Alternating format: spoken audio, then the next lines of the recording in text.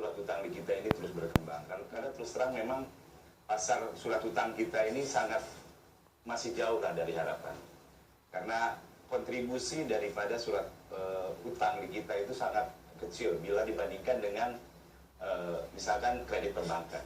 Karena sebenarnya surat utang ini, pasar surat utang ini adalah salah satu alternatif di samping kredit perbankan sebagai sumber pendanaan buat perusahaan untuk melakukan misalkan ekspansi atau investasi baru.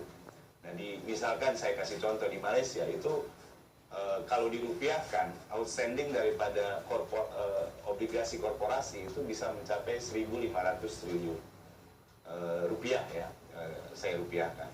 Tapi di Indonesia itu hanya sekarang mungkin baru sekitar 250 triliun.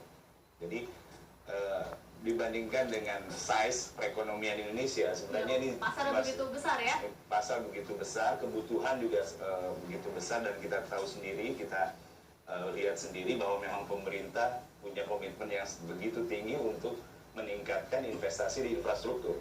Nah, infrastruktur ini sebetulnya memang paling cocok itu dibiayai oleh obligasi, pasar surat utang, karena obligasi yang sifatnya tenornya jangka panjang, dan juga infrastruktur tentunya membutuhkan pendanaan jangka panjang karena pengembalian atau payback period daripada investasinya memang sangat panjang gitu. Nah, ini memang Pevindo mempunyai komitmen untuk terus menerus berpartisipasi dalam perkembangan pasar surat utang atau pasar obligasi di Indonesia dengan cara ya kita selalu mempersiapkan diri dan juga berinisiatif lah untuk selalu mengembangkan metodologi baru yang memang dibutuhkan oleh pasar ya, atau kita aktif berinisiatif misalkan memberikan rating kepada pemerintah daerah. Pemerintah daerah dalam hal ini tentunya akhirnya kita harapkan pemerintah daerah sendiri bisa meluncurkan yang namanya obligasi daerah.